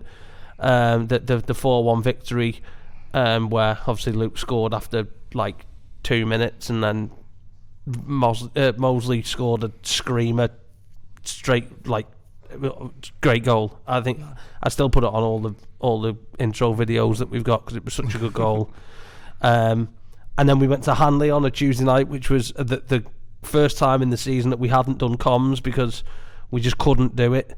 Me and you stood behind the goal, if I remember. Was that the day I was dying? Dying that day? Yeah, Taylor Bowen scored twice. Yeah. And then that sort of topped off a good run of like 4 or 5 results until October, until we got beat here by Newcastle Town. But then straight away again we flipped it round. It's been one of those.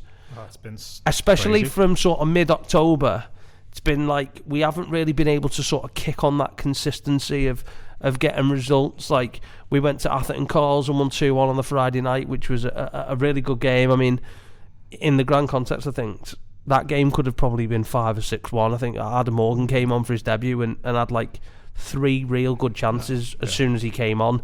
And then the Witten game here, where the Witten game at Witten, where Morgs did score his first goal in the Mosley derby, as we call it when we play Witten. Yeah, that was when Adam got sent to bed early with no tea, wasn't it? Because he tore Witten apart. He did. They had a really good game that day. And then sort of November again, a 3-2 victory to Chasetown. Beat Kidsgrove 2-0 here. Beat Stalybridge away 3-2.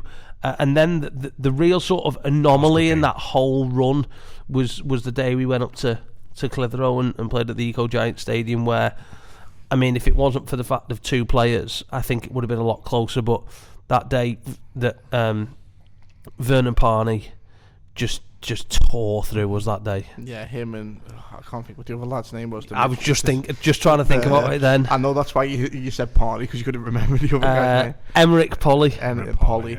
Yeah, them two were insane, and neither of them got man of the match. no, it was the fullback. What was his name? Dylan Dwyer. Yeah, he got. Yeah, that shocked me. That when he got his mum must have been sponsored. Polly had our defence in his pocket, didn't he? Yeah. God. Oh my God, that's one of the worst. That's one of the worst. Yeah, that was just a real sort of anomaly, because then after that it was good. We got the point against Trafford, then we beat Vauxhalls here in the Cheshire Senior Cup. We beat Hanley here in the league, then we went to Wythenshawe, played Wythenshawe here, won, went to Bootle on Boxing Day and won. And I think, from looking back, I think that's the first time we've been unbeaten in December for a long, long time. December's notoriously a bad month for Runcorn. Yeah, it was a good December for us. Of course, like the Hanley Town game, I got the honour. I was saying to Jack before, I got the honour of announcing Will Saxon's final goal. You did. Where he got government named over the William. Summer. Yeah, he got William, didn't he? William. But yeah, December was a good month for us, and I think it helped build a little bit more stability in that chase for playoffs. We're sitting currently, I think it's 4 points, assuming no one's played this weekend. It was 4 points behind, are we still? Yeah, so as it stands, Runcorn sitting 8th, 4 points off the playoffs, yeah. Yeah, so that 4 points over the rest of the season is doable. Do you know what I mean? I think we just need to hit a little bit of consistency. Obviously, we've played one game since the new year. Yeah. We just need to get a little bit of consistency into the side. I think I think sometimes as football fans we like to look at things as a bit more doom and gloom than they actually are, because if you look at it, we're 4 points off playoffs, we're in the quarter-final of both senior cups. There's still plenty of chance for silverware or a promotion at the end of the season. Yeah, it's just where we go from here. That's it for me. It's where we go. We just need to build, and it's tough because we've not got anything to build on, because we've not played for God knows how long. Yeah, I think the big thing that you've really got to take your hat off to it is the lads and Casey for the. When you look at it as a whole, I mean, people dial down and they go, well, this game wasn't good enough and this game wasn't good enough. But if you look at it as a whole, at the end of September, Runcorn had 9 points. We're now at the midway part of January, so we're only 10, 12 weeks from that point. We now sit 8th in the league on 38 points. We've had some really good results. December was fantastic. We opened the new year with a really strong point away at Widnes. Like, the turnaround has been really, really good. Yeah, it's just getting like anomalies out. Like them weird slip ups. So the Witten on New Year's Day. Just a strain, like a slip up that. Listen, it happens to all football teams, but it's one of them where if we can iron out them creases, we still have the opportunity to go and do something special this season. I still think that we will make the playoffs. I do still think that we'll make the playoffs. I think we've been a bit too hard on ourselves. I'm just looking here. We've only lost 3 times since the 9th of November. Yeah. That's brilliant, that. Yeah, 100%. I think it's testament to the lads and Casey. What makes it feel worse is the fact that we got absolutely battered by Clitheroe and we got battered by Witten Albion. Yeah, I think that's what makes it feel worse. But if you go off the actual results, and I know we should be in the playoffs at what we've got on the field, but I mean, that's not bad at all. Even like the game before that, we lost 1-0 away to Nantwich. That was the 19th of October. So you could say in the space of 3 months we've lost 4 or 5 times. But even at Nantwich game, didn't they score in like the first minute of the game and then just sit back the whole time? 9th minute, yeah. There's, I mean, weather dependent and what happens over the next couple of days, but Saturday is big. Mostly a good side, and it's going to be a tough test. But at the end of the day, we just need to win. It's just as simple as that now. Yeah, well, they currently sit 9th on 37, so they're a point behind us, a place behind us, but we do have a game in hand on them. So if we can go to Mosley on Saturday and get 3 points, it gives you a nice little sort of gap. And then after that, then we've got well, on paper, a nice run. So we travel to Mosley, then it's Atherton Calls here, which is changed to the Friday night. So there'll be some Friday night football, Friday the 24th of January. That'll be going out.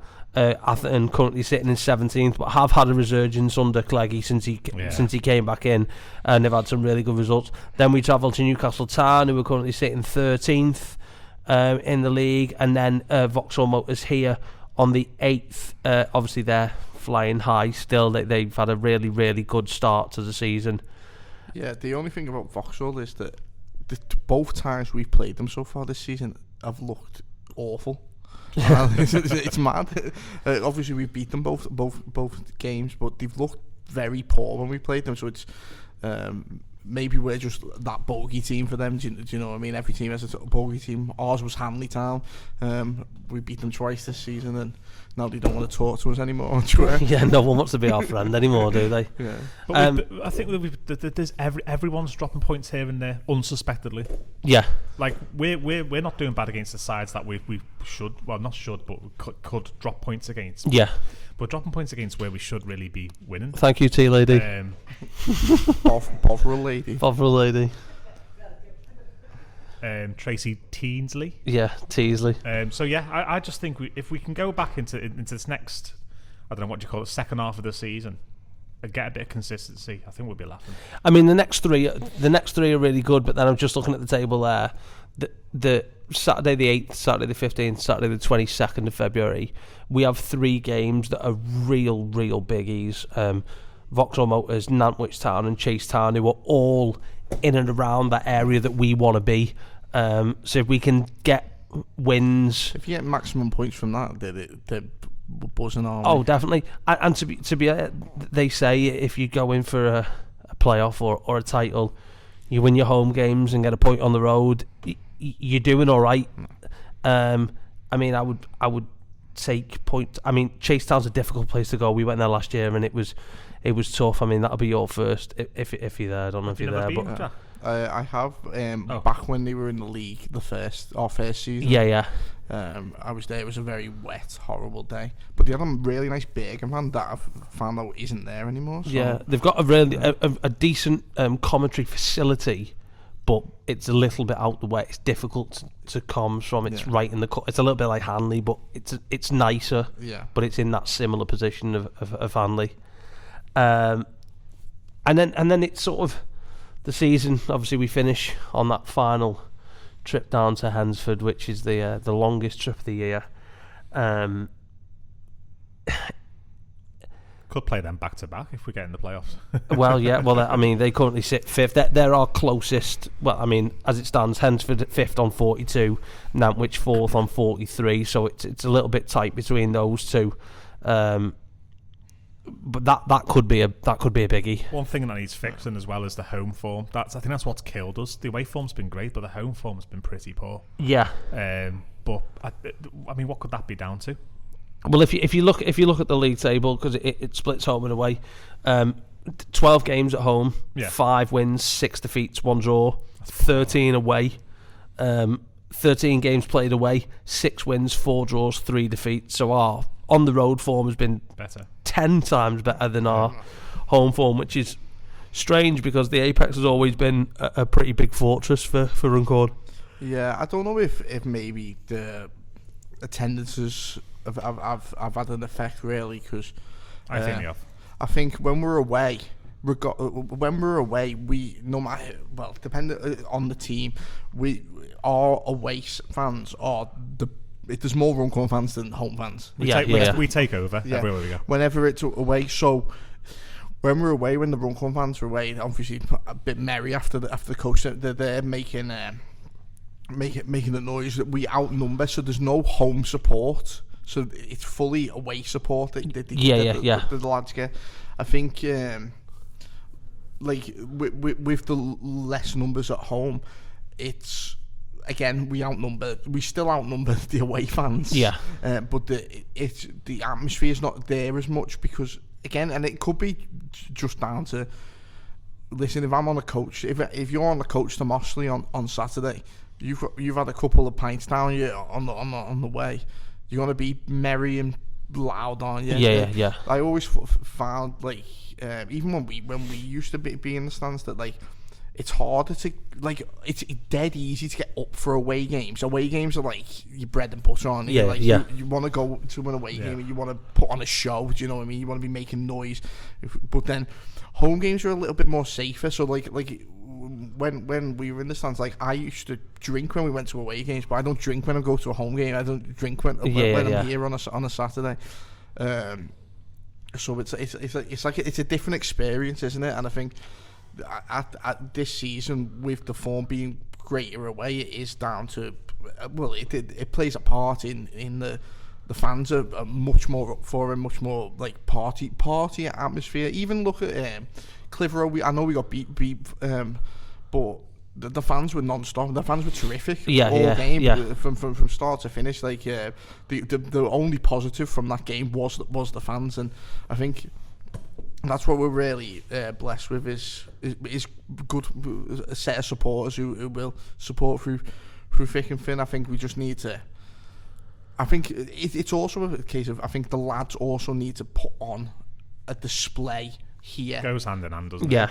If the lads here put on a display, get them fans going, you know, it just like early on, get a few chances away, a couple of tackles, big tackles. Yeah. Just show something to spark the crowd. Show the fans you're fighting as well. Do you know what I mean? Because then, like, when we're together, I always look back to like when Cal was here. It was we're together, fans, players, staff, volunteers, or everyone we were all like one big team and we were all fighting towards the same thing. And I think that season, that's how we got to the playoffs. That's how we got to the playoff final, because we fought as one.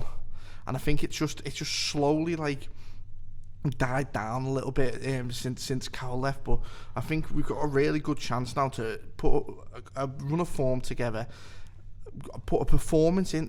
Look at us, Mossley on Saturday. I know it's away, but put a performance in there. Get the fans riled up. Get them excited for the next game. Because I think that's also a little criticism I would have is that there's times where the game can like die off a little bit and it's just not exciting. I think we're in desperate need for a game where we roll someone over. We need to roll someone over just to get the fans going. Or buzzing for next Saturday because we're at home, we're playing such and such. We've had a good run, we've had a good game there. We keep this going and then get a little bit of consistency going, get the fans back on board, and again make a push for playoffs. At the end of the day, we that's where we all want to be. That's where that's where we as a board want the club to be. That's where the fans want us to be. It's where Casey and the lads want us to be. They want us to be up there. There's no one. But we all just need to join back together and push us towards where we want to be. Yeah. It was like the Witten Albion game the other week, and you know, I know you weren't here, Jack, but the weather, Sam, wasn't it? Yeah, it was unbelievably bad, and it was raining sideways, and I was looking down at the gantry and everyone round the ground and stuff, thinking to myself, I feel sorry for them having to watch this performance in the wet, the unbelievable conditions. And I thought, you know what, like they'll be going home thinking, I might leave it next week. Do you know what I mean? It puts them off a little bit, but I get that side of it, but going into this next half of the season, we need them more than ever. We need to make this place like improve that form, and the one way that's going to happen is better performances on the pitch and the fans being right behind the players. Yeah, well, you lead us perfectly into our final segment of the evening, Jack. Without even knowing nice it. Segue. Thank you. I didn't want to give you too much information about this because I wanted to put you both on the spot. So we're going to do a little half-season award ceremony. Okay. So far. So we're just going to start off with a dead simple one. Who has been your standout man for Runcorn in this first half of this first half? Could I put you on the spot? I'll start because I'll give you time to think. For me, I think it's Harvey. I think he's been fantastic. I mean, the last 2 to 3 weeks, I think it has been a little bit difficult for him. But I think the first 10, 12 weeks of the season, I think he was absolutely fantastic. He whoever was alongside him, whether it was Jack, whether it was Pete, whether it was whoever, he was fantastic. So he would be my player of the half season so far. I'm gonna go with oh God blimey. I'm gonna go with Peter Wiley. Is there bias in that? It's a bias. No. It's because I whenever he's been called upon, no matter what position, right back, centre back, I think he's always done a job consistent. He's never had a game this season so far, and we have shipped some goals. We're a -7 on goal difference in the league, but I think he's been one of our sort of consistent 7 out of 10, 8 out of 10 players, and yeah, that's the reason why I'd pick Peter Wiley. Yeah, to not just repeat what Jack said, is Peter Wiley. I think has been our most consistent player this season. I think he's been a bit of an unsung hero in that back. He's makeshift right back, makeshift centre back. He's just slotted in, and no matter where he's slotted in, he's done the job. He's done the job. I don't think he's put much of a foot wrong this season. I think he's been really good. Like I said earlier, pinging passes, his passing football, his setting up, some of the balls he's played have been incredible. I think he for me has been my standout because he's just consistent, and I think if Peter Wiley's going to be on the pitch, the job's going to be done. There's an assurance in the back there when he's starting. I think we had the criticism. I saw some criticisms after the Wigan game. Obviously, I wasn't there, so I can't comment on the performance. But a lot of the replies to the full-time sheet were, should have started Wiley. Wiley should have been in there, and I think that's right. Look at the start of the season; he was playing injured for the first half of the season. Yeah. Do you know what I mean? And he's still putting in top performances. And I know we get accused of being biased towards him because we're his sponsor, but I just think he's been a standout for me this season. I think sometimes it's hard for a player like him to have that effect on the fans and get the fans going, class Peter Wiley today. But I think he just quietly goes about his day, quietly goes about his business, and he does it perfectly. Yeah, Mark Doyle says even though he was on loan and he's gone now, Tom Miles is his player of the season so far. I mean, he was very, very good. Carl Clare as well. Well, Mark Doyle's just said there, which leads us nicely into our next question. It's signing of the season so far. I'm going to go straight into. I know I just said Harvey coming in has been fantastic, but for me, impact to the squad and impact to the field, for me, I think it's Carl Clare. I think not every signing, but the signings Casey's made have been great. Apart from, obviously, I know Adam Morgan, it's not worked out, but that's one, isn't it? I've not seen enough of Callum Grogan yet, or Shemi. But Harvey Washington, Naim Arsan, Luke Wall, Carl Clare, I think they've all been brilliant signings. But Carl Clare, what a signing! Yeah, I mean, absolute monster. There isn't a blade of grass that he doesn't cover on a match day. He's just. I think if one of us took a touch on the gantry, he'd smash us. Yeah, he'd just be there. He's just so fun to watch as well, isn't he? Because it's like he's one of them players where we were saying before about someone who can get a spark out of the fans. Like him going in for a tackle. Yeah, that gets me giddy up on the gantry. Yeah. Do you know what I mean? He's really good. Carl Clare, I think he's been something we've been missing. I feel like, and maybe it's a weird way to describe him, but every team needs like that nasty player in the middle who'll just 100% into someone. And I don't mean that negative. I mean it as a purely positive thing. Every team needs that player who's just willing to just get right under the skin of every single opposition player. You look at every team that's gone and won something or have been successful all the way to the very top level. You look at Man City for years with Rodri, Man United when they were winning everything had Roy Keane, and I mean not in the same sort of style, but Liverpool now have got Gravenberch. He'll do that sort of dogged work, and And teams who have gone on to be successful, West Ham, when they went on to win the Conference League, Declan Rice was that player for them. It's not a pretty job for a footballer to do, but if you've got someone who can do it for you, I think you're laughing, aren't you? Yeah. We've got Carl Clare. Joan Wakefield says Harvey's been outstanding. Eddie says Naim has been his sign of the season. Naim has been very, very Superb. good. Goal of the season so far, Adam Mosley for me. Against Mosley. Yeah, straight away. I think you're probably right. I'm going to throw a little bit of an outside shout for his first goal against Witten in the Senior Cup. It was a long ball that he took down and rounded the keeper all in like pretty close proximity and rolled it into net. It was a really good goal. Yeah, I think that was good. I mean, Lewis Nolan had a shout for one here against Wythenshawe in mid-December. That was a real good strike from a little bit outside the box. I think Jayden Jones had one similar earlier in the season. But yeah, I think for me, you're probably right, Jack. It probably is the Adam Mosley goal against Mosley. I mean, Will Saxon scored his last goal for us was an absolute yeah as well. But yeah, that's my opinion anyway. I think as well. Yeah, or I mean, there's the Sam Barrett one against Hensford, but I feel like it gets overlooked that because it just comes because you want to overlook the whole game. Yeah. Well, that brings us to the end of our first pod of 2025. It's been a wonderful night, joined brilliantly by Luke Wall and Naim Arsan, who gave us all of their history of their footballing career. Don't forget, if you are listening at home, 21st of February, it's quiz night here at the Apex Taxi Stadium, hosted by yours truly.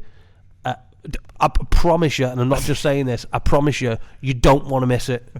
Honestly, I've put more effort into this than I've put into my job over the last 2 weeks. About this. I'm going to bring like a crack team with me, like out of Phoenix Nights. You bring the eggheads. The eggheads. Yeah. Jack's going to bring the chasers with him. I'm just entering on my own. Are you just going to go on your own? Because I'm that confident. Just before there's any moaning as well, by the way, we don't know what Sam's questions are going to be. No, honestly, nobody. We don't even know the rounds. Nobody knows. Will there be a podcast on the following Sunday? We'll see. We'll see. We might do one just to talk about the quiz, about my quiz. Who won. Talk about how well I did on my own. Yeah. So 21st of February. Make sure you're here at the Apex Taxi Stadium. 7:00 start. 7:00 doors open. Quiz will start about 7:30. We've got prizes. We've got all sorts on the night. The bar will be open. It'll be a great night. And then your Linnets Darts Open will be back very soon as well, so keep your eyes peeled for that. But for tonight, that is the end of the show. A very big thank you to Jack Squared for joining us. A very big thank you to Luke Wall and Naim Arsan. Big thank you to Dave Betley and Martin, who have sat so patiently in the background waiting for us to finish. But for now, I've been Sam Phillips. I'm Jack Walsh. And I'm Jack McGorry. And we'll speak to you on Saturday at Mosley. See you later. Bye.